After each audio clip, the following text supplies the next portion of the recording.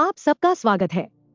मुझे आशा है कि हमारा साथ बिताया समय आपके लिए एक महान आशीर्वाद होगा और यह छोटा सा वीडियो आपको बहुत आशीर्वाद देगा। शैतान की बुराई की नीति के प्रति परमेश्वर की प्रतिक्रिया क्या थी?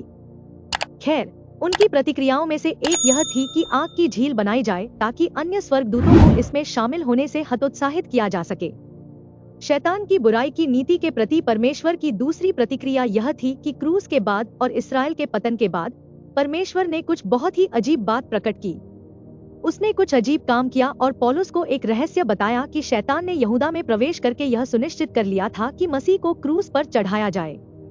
इसके बाद उसने इस्राएल के धार्मिक अगुवों को पतरस पर विश्वास न करने के लिए मना लिया।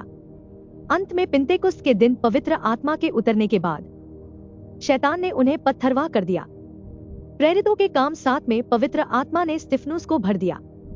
शैतान शायद उसके बाद आत्मसंतुष्ट महसूस कर रहा था, यह सोचकर कि परमेश्वर को अपने लोगों को त्यागना पड़ेगा, लेकिन कुछ अजीब हुआ। दमिश्क के रास्ते पर कोई भी प्राणी शैतान से ज्यादा आश्चर्यचकित नहीं हुआ जब मसीह स्वर्ग में 1 वर्ष बिताने के बाद लौटा और उसने अपने सबसे बुरे दुश्मन टार्सस के शाऊल को बचाया। शैतान ने कहा कि ऐसा शास्त्रों में नहीं लिखा है, यह भविष्यवाणी नहीं है, आगे जो होना था वह नहीं हुआ। जबकि याकूब की परेशानी, यिर्मयाह 30 आयत 7। परमेश्वर का क्रोध उसके लोगों पर। परमेश्वर ने एक रहस्य को गुप्त रखकर शैतान को पराजित किया। स्वर्गीय स्थानों के लिए नियत अनुग्रह के वितरण में मसीह के शरीर के गठन का रहस्य। यदि शैतान को रहस्य पता होता तो वह मसीह को क्रूस पर चढ़ने की अनुमति नहीं देता। तो आइए जानें कि दमिश्क के रास्ते पर क्या हुआ था जिसने शैतान के जबड़े को खुला छोड़ दिया और क्या कहा तरसुस के शाऊल ने प्रभु यीशु मसीह की महिमा को अपने चारों ओर चमकते देखा और वह उस प्रकाश से अंधा हो गया और परमेश्वर ने उससे बात की और परमेश्वर ने शाऊल के विषय में जो कुछ कहा उसका विवरण हमारे पास कार्यों में उपलब्ध है। जब वह दमिश्क के रास्ते पर अंधा हो गया तो परमेश्वर ने उससे कहा कि उठो, और वह अंधा हो गया। आता उसके गिरे हुए मित्र उसे शहर में ले गए और वह एक घर में जाकर रहने लगा। और प्रभु ने हनन्याह से कहा, चला जा, क्योंकि वह अन्य जातियों और राजाओं और इस्राएलियों के सामने मेरा नाम प्रकट करने के लिए मेरा चुना हुआ पात्र है, क्योंकि मैं उसे बताऊंगा कि मेरे नाम के लिए उसे कैसा कैसा दुख उठाना पड़ेगा। प्रेरितों के काम 16, मेरा मतलब है 9वें अंक, पद 15 और 16 से। इसलिए हनन्याह वहां गया जहां पौलुस था और वह वहां 3 दिन तक रहा था। और उसने कहा, भाई शाऊल ने तुम्हारी दृष्टि वापस पा ली है। इस प्रकार वह अंधेपन से ठीक हो गया। और फिर प्रेरितों के अध्याय 22 के 8वें पद में पौलुस ने कहा, और मैंने उत्तर दिया, हे प्रभु, आप कौन हैं? उसने मुझसे कहा, मैं यीशु नासरी हूँ जिसे तू सताता है। अतः यीशु ने दमिश्क के मार्ग पर पौलुस से कहा कि वह कौन है, अर्थात नासरत का यीशु। और पौलुस पतरस के छोटे समूह उसके मसीह के अनुयायियों को सताकर उसे सता रहा था। तो बाद में पौलुस अपनी कहानी सुनाता है। आप जानते हैं, राजा अग्रिप्पा के सामने अपने उद्धार की गवाही। और उसने कहा कि यीशु ने उससे कहा, परंतु उठ और अपने पांवों पर खड़ा हो, क्योंकि मैं तुझे इसलिए दर्शन दिया हूँ कि तुझे सेवक और गवाह बनाऊं। ये दोनों बातें जो तूने देखी, अर्थात जी उठा हुआ महिमावान प्रभु यीशु मसीह।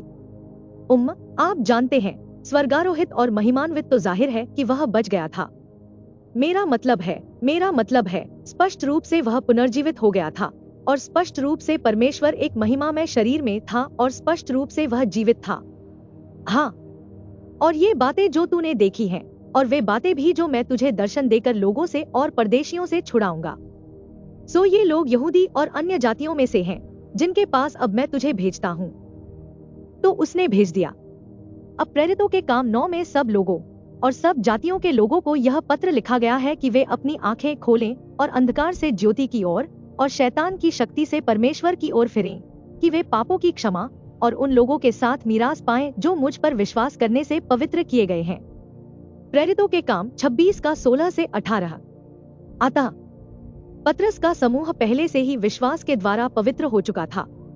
वह प्रभु यीशु मसीह में था और अब उसके पास रहस्य में रहने वाले लोगों का एक और समूह होगा जो स्वर्ग में रहेगा। तो आइए आगे बढ़ते हैं और तरसुस के शाऊल के इस अविश्वसनीय परिवर्तन के बारे में थोड़ी और बात करते हैं, क्योंकि पौलुस तीतुस को लिखेगा और कहेगा कि परमेश्वर का वह अनुग्रह जो उद्धार का कारण है सब मनुष्यों पर प्रकट हुआ है। तीतुस 2 के 11। अतः यह ईश्वर की कृपा से ही था कि वह प्रकट हुए। यीशु मसीह पौलुस के सामने प्रकट हुए ताकि पौलुस क्रूस और मसीह द्वारा किए गए कार्यों के बारे में समझा सके और कैसे लोग अब सुसमाचार पर विश्वास करने के द्वारा मसीह की धार्मिकता प्राप्त कर सकते हैं और कैसे हम अब अपने भीतर उनकी आत्मा के साथ ईश्वरीय जीवन जी सकते हैं जो हमें अभक्ति से इनकार करने की शिक्षा देता है। इसलिए परमेश्वर का अनुग्रह हमें इन बातों और सांसारिक अभिलाषाओं की शिक्षा दे रहा है। हमें इस वर्तमान संसार में संयमित, धार्मिक और ईश्वरीय रीति से जीवन व्यतीत करना चाहिए। यह अगला श्लोक है तीतुस 2:12। तो अब सचमुच खुशखबरी आती है उस धन्य आशा और महान परमेश्वर और हमारे उद्धारकर्ता यीशु मसीह के महिमामय प्रकटन की प्रतीक्षा में। इसलिए अब हम उसके दोबारा प्रकट होने की प्रतीक्षा कर रहे हैं और हम में से जो लोग स्वर्गारोहण के समय जीवित हैं, उनके लिए यही हमारी धन्य आशा है। हमारी धन्य आशा यह है कि हमें मृत्यु से होकर नहीं गुजरना पड़े, परंतु यदि हम ऐसा करते भी हैं तो भी हम पुनर्जीवित हो सकेंगे और परमेश्वर के साथ सदा के लिए रह सकेंगे, क्योंकि मेघारोहण विशेष रूप से पौलुस के लेखन में पाया जाता है। ठीक है, तो अगला पद, जिसने अपने आप को हमारे लिए दे दिया कि हमें सब अधर्म से छुड़ा ले और शुद्ध करके अपने लिए एक ऐसी जाति बना ले जो भले भले कामों में सरगर्म हो। तीतुस 2:14 आता है, एक बार जब हम बचाए जाते हैं तो हम उसके विशिष्ट लोग अर्थात मसीह की देह बन जाते हैं और हम अच्छे कार्यों के प्रति उत्साही हो जाते हैं। जब हम रहस्य को समझ जाते हैं तो हम इसे सबके साथ साझा करना चाहते हैं। पौलुस ने गलातियों को लिखे अपने पत्र में यही कहा था, परंतु हे भाइयों, मैं तुम्हें सच सच बताता हूँ कि जो सुसमाचार मैंने सुनाया वह मनुष्य के अनुसार नहीं है, क्योंकि न तो मुझे वह मनुष्य से मिला और न मुझे सिखाया गया, परंतु यीशु मसीह के प्रकाशन से। गलातियों 1:11 और 12। अतः पौलुस को विशेष प्रकाशन मिला जो उसे पतरस और 12 प्रेरितों से नहीं मिला था। उसे यह सीधे प्रभु यीशु मसीह से मिला था। पौलुस ने कहा, जो मैं कहता हूँ उस पर ध्यान दो। पौलुस ने क्या कहा?